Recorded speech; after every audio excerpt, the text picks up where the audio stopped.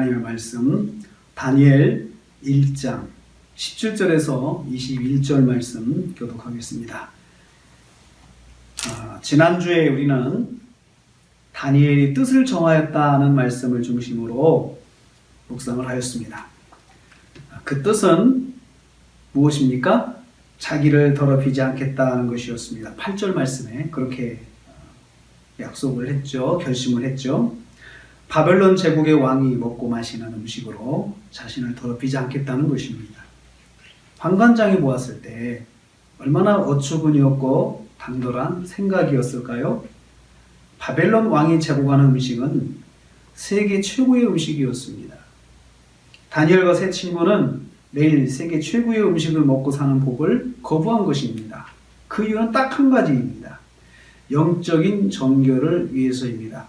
성경의 레위기는 성경의 정결에 대한 법이 자세히 기록되어 있습니다. 성도가 더러워지는 길은 두 가지가 있습니다. 십계명을 범하는 것과 부정에 해당하는 행동을 하는 것입니다. 우상 숭배하면 죄가 됩니다. 이건 말할 것도 없이 잘못된 것입니다. 그러면 더러워진다고 말했습니다.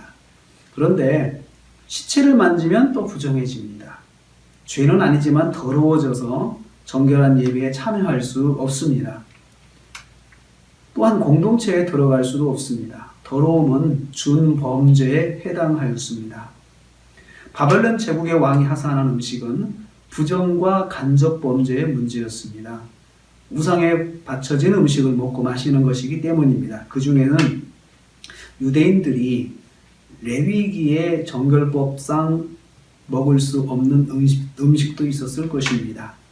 부정한 짐승의 음식들, 이러한 것들도 제공이 되었을 것입니다. 이러한 여러 가지 이유들 때문에 다니엘과 세 친구들은 먹지 않기로 했습니다. 한참 식욕이 왕성하고 먹고 싶을 나이에 절제하며 살았습니다. 참 얼마나 힘들었을까 이런 생각을 해봅니다.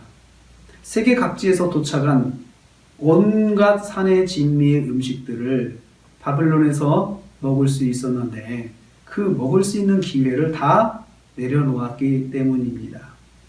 오직 채식으로만 살았습니다. 4명의 소년들이 하나님 보시기 얼마나 아름다웠을까요? 누가 그들에게 나서서 그런 삶을 살라고 말해주는 사람은 없었습니다. 그런데 이들은 자발적으로 이런 생각을 하였습니다. 이러한 부정과 죄악에 대해서 아무로 속박하는 사람은 없었습니다. 그럼에도 불구하고 이 4명의 소년들은 부정으로부터 자신을 지키고자 결심하였습니다. 그곳에는 유대에서 같이 끌려온 많은 젊은이들이 있었습니다. 그들은 아무 속박을 받지 않고 주어진 환경에 순응하며 살았습니다. 이 젊은이들도 그렇게 살 수 있지 않았을까요? 영적인 정결에 대해서 고민하지 않았습니다. 그들은 아마도 이렇게 생각했을 겁니다. 자기들은 특별한 복을 받았다고 생각했을 것입니다. 포로로 끌려와가지고 이런 대접을 받고 사니 얼마나 복된 삶이 되겠습니까?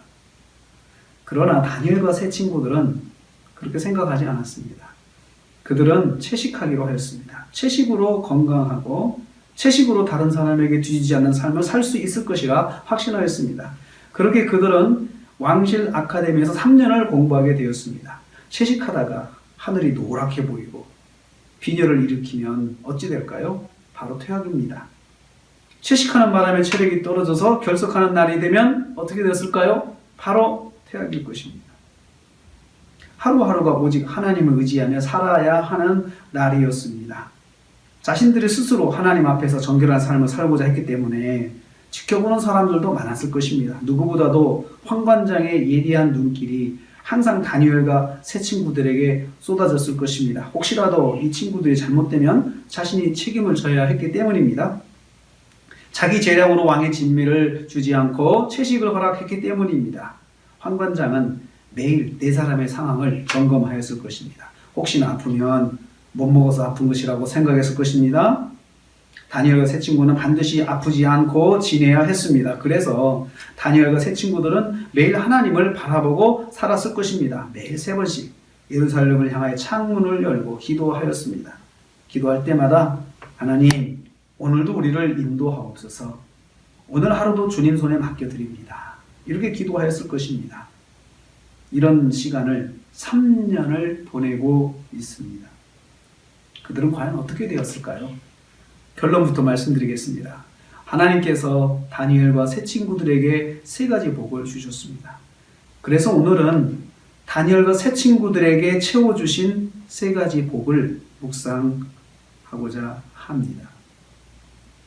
첫째, 지식과 지혜의 복을 주셨습니다. 17절 말씀을 읽겠습니다. 같이 읽겠습니다. 하나님이 이 네 소년에게 학문을 주시고 모든 서적을 깨닫게 하시고 지혜를 주셨으니 다니엘은 또 모든 환상과 꿈을 깨달아 알더라. 이 말씀을 보면요, 하나님을 주어로 세 개의 동사가 나옵니다.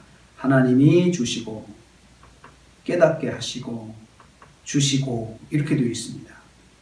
이 소년들은 지금 공부하는 나이에 있습니다. 3년 동안 공부를 해야 합니다. 그래서 하나님께서 그들에게 학문을 주셨다라고 했습니다. 학문이라는 말은 지식을 말합니다. 네 소년들이 습득해야 할 지식을 주셨습니다. 어떻게 주셨을까요? 왕실 아카데미에서 충분히 공급되도록 하신 것입니다. 충분히 공부할 수 있도록 환경을 만들어 주시고 공부할 자료들이 막히지 않게 공급되게 하신 것입니다. 지식을 쌓을 수 있는 정보와 자료들을 넉넉하게 공급받게 하셨습니다. 여러분, 모든 지식들이 바벨론으로 모아지고 있잖아요. 세계적인 도시, 세계의 중심인 바벨론으로 지금 세계의 모든 지식들이 모아지고 있습니다. 이 모아지는 지식들을 공부할 수 있는, 충분히 공부할 수 있는 환경을 하나님께서 만들어 주신 것입니다. 또한 이들은 모든 서적을 깨닫게 하셨습니다. 제공되는 책을 읽고 이해할 수 있게 하셨습니다. 이들에게 독해의 지능을 더하셔서 깨닫게 하셨습니다. 공부한 것을 잘 이해하게 하시고, 그리고 또 공부하는 영역마다 잘 이해할 수 있고 잘 소화할 수 있게 하셨습니다. 수많은 공부의 영역을 제공하시고 공부하는 영역마다 이해할 수 있게 도우셨습니다. 아마도 이들은 다 분야의 박사가 되었을 것입니다. 이들은 단순히 박사가 아니었습니다. 하나님께서 그들에게 지혜를 주셨다고 했습니다. 지혜는 지식을 적용하는 능력을 말합니다. 지식을 생활 속에 잘 적용할 수 있는 능력을 주셨습니다. 자신들이 습득한 지식을 삶의 현장에 잘 녹여낼 수 있는 지식을 주셨습니다. 아마도 이들과 대화하는 사람들은 마음이 후련했을 것입니다. 각 분야에 대해서 충분한 지식을 가지고 있어서 모르는 것이 없었을 것입니다. 또한 문제가 발생했을 때 자신들의 지식으로 잘 풀어내는 사람들이 되었을 것입니다. 이 정도 사람이면 세상에 어디에 내놓아도 꼭 필요한 사람이 됩니다. 뒤지지 않죠. 빠지지 않죠. 바벨론 제국에는 수많은 젊은이들이 있었습니다. 수많은 인재들, 수재들이 모였을 것입니다. 세계 각국에서 인재들이 다 모여들었습니다. 하나님은 다니엘과 세 친구들을 최고들 중에서 최고로 돋보이는 젊은이로 성장시키셨습니다. 이 말씀을 통해서 우리가 깨닫습니다. 하나님께서는 다니엘과 세 친구들에게 공부하는 나이에 알맞게 복을 주셨습니다. 마찬가지로 하나님을 전적으로 의지하는 믿음의 사람들을 여건에 맞도록 하나님께서 채워주십니다. 필요한 부분을 알맞게 최고로 채워주십니다. 여기에 다니엘은 추가로 복을 받았습니다. 다시 17절 말씀을 읽겠습니다. 같이 읽습니다. 하나님이 이 네 소년에게 학문을 주시고 모든 서적을 깨닫게 하시고 지혜를 주셨으니 다니엘은 또 모든 환상과 꿈을 깨달아 알더라. 뭐라고 말씀했습니까? 다니엘과 관련된 말씀이 뭐라고 되어 있죠? 다니엘은 환상과 꿈을 깨달아 아는 복을 받았다라고 했습니다. 환상은 계시를 말합니다. 계시는 현실 속에서 하나님께서 하나님의 뜻과 계획을 드러내 보여주시는 것을 말합니다. 꿈은 말 그대로 자는 중에 꿈을 통해서 보여주시는 하나님의 뜻입니다. 양자 모두 하나님의 뜻을 보여주시는 방식으로 성경이 보여주고 있습니다. 창세기에 꿈으로 유명한 사람이 있습니다. 유명한 사람이죠. 요셉입니다. 요셉은 꿈을 꾸었습니다. 그리고 그 꿈대로 이루어졌습니다. 요셉은 하나님께서 꿈을 해몽하는 지혜를 주셔서 바로 왕의 꿈을 해몽하여 애굽의 총리가 되었습니다. 하나님께서는 다니엘에게도 특별한 능력을 부어주셨습니다. 환상과 꿈을 깨닫는 능력을 다른 친구들에게는 주시지 않았습니다. 그런데 다니엘에게는 주셨습니다. 단지 다니엘에게만 부어주셨습니다. 특별한 은사로 주셨습니다. 이 능력은 지금 당장 필요한 것은 아니었습니다. 그러나 하나님께서 이 능력을 통하여 다니엘이 하나님과 친밀하게 교제할 수 있게 하셨습니다. 청년들은 지혜와 지식의 복을 받아야 합니다.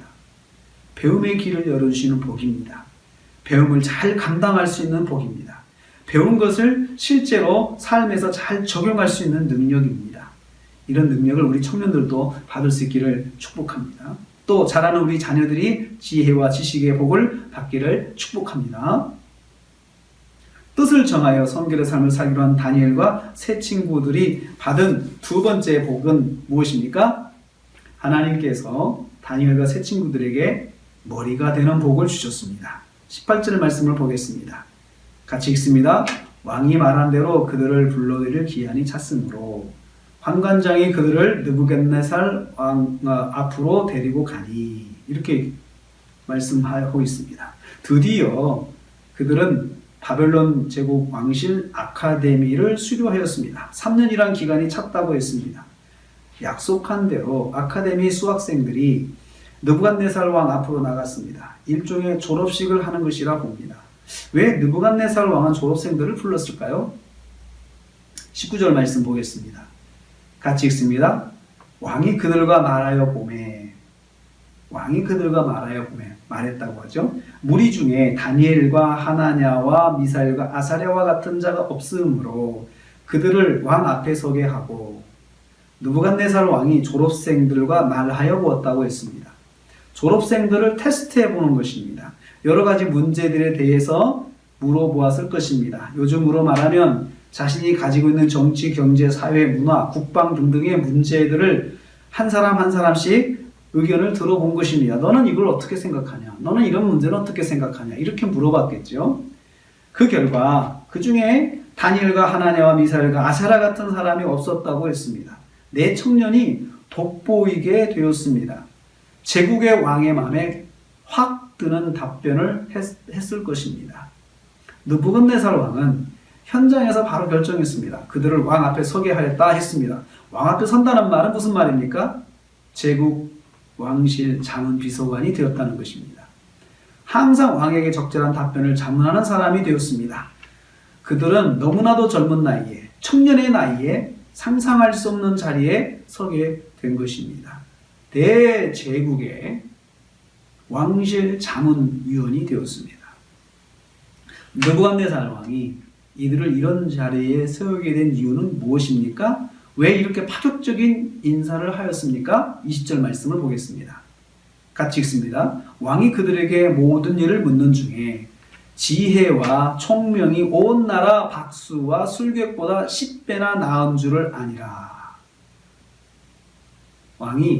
느부갓네살 왕이 사람들에게, 거기 있는 학생들에게 일일이 질문하고 답변하는 가운데 이 네 청년은 그 안에 있는 다른 자문위원들보다도 지혜와 총명이 10배나 나았다. 10배나 더 우수했다는 것입니다. 왕이 그걸 깨달은 거예요. 느낀 거죠. 대답을 들으면서. 느부갓네살 왕이 그들에게 모든 일을 물어보는 중에 깨달았다고 했습니다. 다니엘과 세 친구들의 지혜와 총명이 온 나라의 박수와 술객보다 10배나 나았다라고 했습니다. 다니엘과 세 친구는 각 분야별로 전문가들보다 10배 이상의 지식을 가지고 있었음을 객관적으로 판정받았습니다. 느부갓네살 왕이 인정한 것이죠. 지혜와 지식으로 머리가 되었습니다. 지식과 지혜로 머리가 되었습니다. 왕이 인정하는 최고의 지식과 지혜의 사람이 되었습니다. 머리가 된 것입니다. 여러분, 신명기 28장 1, 2절 말씀을 보겠습니다. 한번 찾아보시죠. 신명기 28장 1절과 2절 말씀입니다. 같이 읽겠습니다. 내가 내 하나님 여호와의 말씀을 삼가 듣고 내가 오늘 내게 명령하는 그의 모든 명령을 지켜 행하면 내 하나님 여호와께서 너를 세계의 모든 민족 위에 뛰어나게 하실 것이라. 내가 내 하나님 여호와의 말씀을 청종하면 이 모든 복이 내게 임하며 내게 이르리니. 뭐라고 말씀하고 있습니까? 하나님의 말씀을 듣고 그 말씀대로 순종하는 사람에게 주시는 복을 말씀하고 있죠. 너를 세계의 모든 민족 위에 뛰어나게 하실 것이다 라고 말씀하셨습니다. 그리고 이 복을 받기 위해서 계속 반복되는 말이 있죠. 1절에 여호와의 말씀을 삼가 듣고 또 모든 명령을 지켜 행하고, 그리고 2절 말씀에 여호와의 말씀을 청종하면, 계속 말씀을 순종하고 청종하고 듣고 순종하고 이 말이 계속 반복되고 있죠. 그러면 하나님께서 그렇게 만들어 주신다는 거죠.